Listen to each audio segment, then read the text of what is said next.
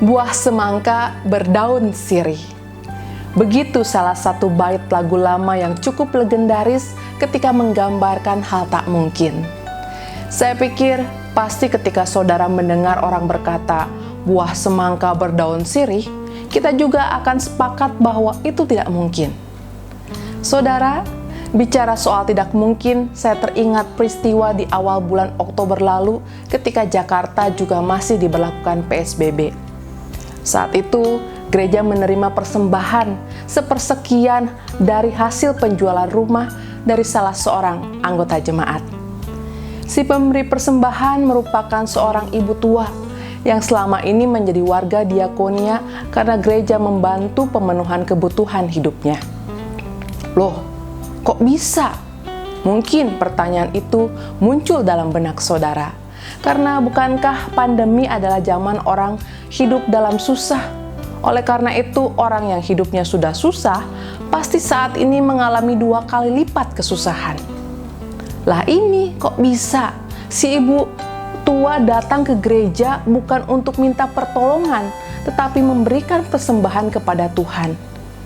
Sebagian besar orang akan berpikir, bukankah lebih baik jika si ibu menyimpan uang hasil penjualan rumahnya untuk menjamin kelangsungan hidupnya terlebih dahulu? Oleh karena itu, mungkin ada di antara kita yang merasa seperti mendengar cerita dongeng.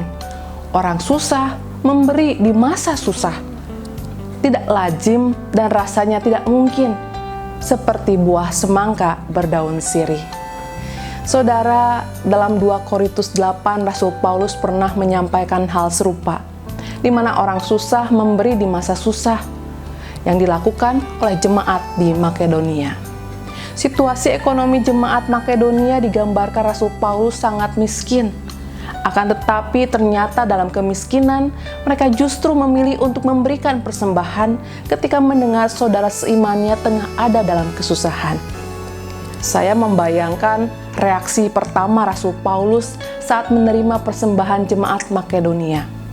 Kaget dan bingung, karena jemaat kaya seperti Korintus menahan rencana mereka untuk memberikan persembahan guna menolong saudara seimannya di Yerusalem. Lah kok ini Makedonia, jemaat miskin, malah memaksa Rasul Paulus untuk menerima persembahan mereka.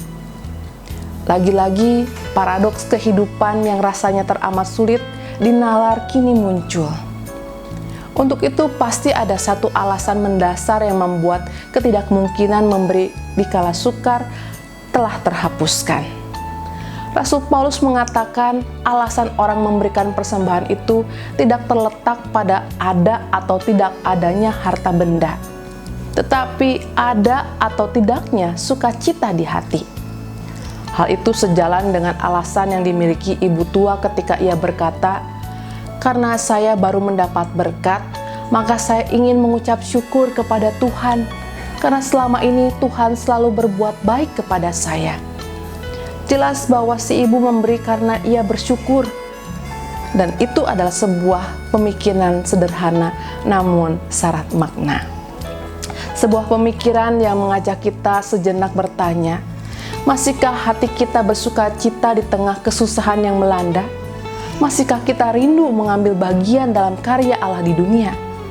Untuk itu, kiranya Tuhan menolong kita untuk selalu mampu mengenali karya Tuhan hingga kita mampu bersuka cita.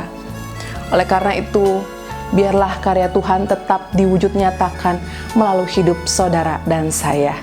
Tuhan Yesus memberkati.